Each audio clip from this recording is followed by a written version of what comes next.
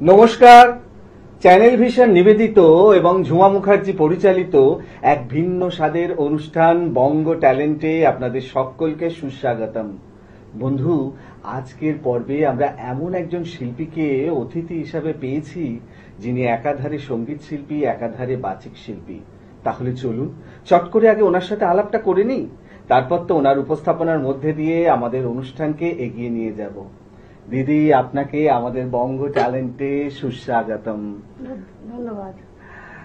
আপনাকে যখন আজকে পেয়েছি তখন গানও শুনবো, আবৃত্তিও শুনবো। শুরুটা কি দিয়ে করবেন বলুন? সুবোধ সরকারের কবিতা বেলুর, এই কবিতাটা দিয়ে আমি আরম্ভ করব। বেশ বেশ বেশ। কবি সুবোধ সরকারের লেখা কবিতা বেলুর।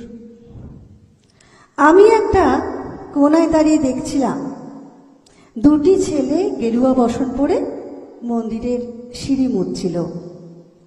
এত মন দিয়ে আমি কাউকে সিঁড়ি মুছতে দেখিনি, এত ভালোবাসা দিয়ে আমি কাউকে ধুলো তুলতে দেখিনি। সিঁড়ি নয়, যেন জননীর ত্বক থেকে ধুলো তুলছিল। এভাবে কেউ সিঁড়ি থেকে ধুলো তুলতে পারে এ আমি কখনো দেখিনি। স্থিতপ্রজ্ঞ মহারাজকে জিজ্ঞাসা করলাম, এ ছেলে দুটি কে? মহারাজ মৃদু হেসে বললেন, একজন নিউক্লিয়ার ফিজিসিস্ট আর একজন IBM এর 6 লাখ টাকার চাকরি ছেড়ে এখানে এসেছে। সিঁড়ি ধুতে এসেছে, যে সিঁড়ি দিয়ে মানুষ উপরে ওঠে তা যেন পরিষ্কার হয়। মহারাজ চলে গেছেন। সন্ধ্যা নেমে আসছে গঙ্গায়, আমার ভেতরেও নামছে সন্ধ্যা। সারা পৃথিবীতে এত সিঁড়ি, সিঁড়িতে সিঁড়িতে এত দাগ, এত ক্রোধ, এত অপমান। আরতি শুরু হওয়ার আগে মনে হলো, যে সিঁড়ি মুছতে পারে না সে কোনোদিন মানুষের চোখের জল মুছতে পারবে না। বাহ বাহ বাহ বাহ, দারুণ, অসাধারণ উপস্থাপনা। সত্যি বেলুর কবিতাটা শুনলে কোন গভীরতায় আমরা হারিয়ে যাই, তাই না দিদি? কবিতা তো হলো, এবারে গান শুনবো। কি গান শোনাবেন বলুন? প্রখ্যাত জনপ্রিয় শিল্পী অরুন্ধতী হোম চৌধুরীর একটা বিখ্যাত গান, এত বড় আকাশটাকে ধরলে জোছনায়। আহা হা হা, দারুণ দারুণ নির্বাচন। শুরু করুন তাহলে।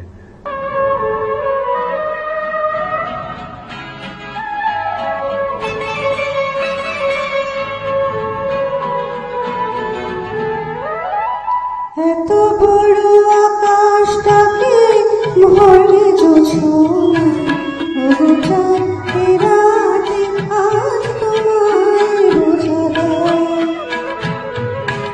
এত বড় আকাশটাকে ভরে জোছনা, ওগো চাঁদে রাতে আজ তোমায় বোঝা দেয়।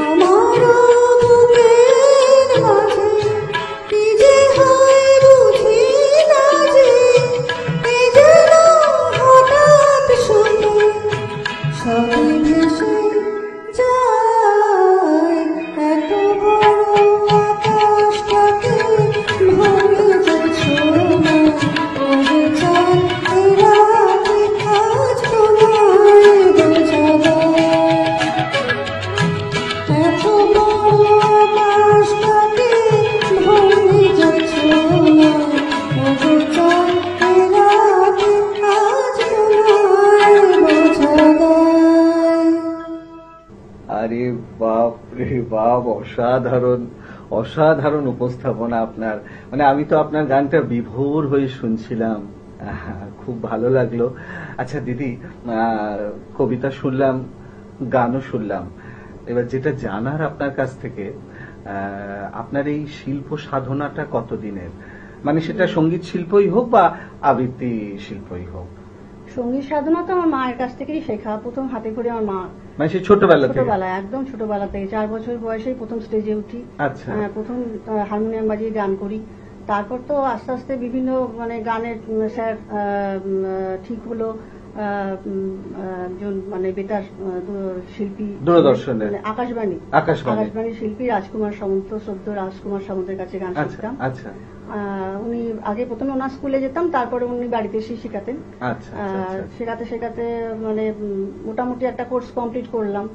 তারপরে গানের চর্চা মানে ছিলই, মানে পরীক্ষা দিয়ে পাশ করার পরেও গানের যে সার্টিফিকেট পাওয়া সেগুলো তো মানে শেষ হয়েছে, কিন্তু উনি আমাদের বাড়িতে আসতেন এবং গানটা করেই যেতাম। এবারে তারপরে এই ফেসবুকে যখন থেকে ফেসবুক শুরু হলো, তখন থেকে ওই একটা ভিডিও পোস্ট করতে করতে বন্ধু বান্ধবরা বলতে লাগলো, ফেসবুক বন্ধুরা যারা কোনোদিন চেনে না, দেখেনি, তারা বললো তুমি এই প্রোগ্রামে আসো, ওই প্রোগ্রামে আসো। এবার আবৃত্তির ব্যাপারেও তাই, মানে আবৃত্তি মানে একটু লেখালেখি করি আমি, বিভিন্ন বই প্রকাশ হয়, সেখানে বলে আবৃত্তি করতে, কখনো কখনো নিজের লেখাও করতে বলে, কখনো কখনো বলে যে বাইরের আবৃত্তিও করো, কোনো মানে মানে রাইটারের, অন্য কোন রাইটারের।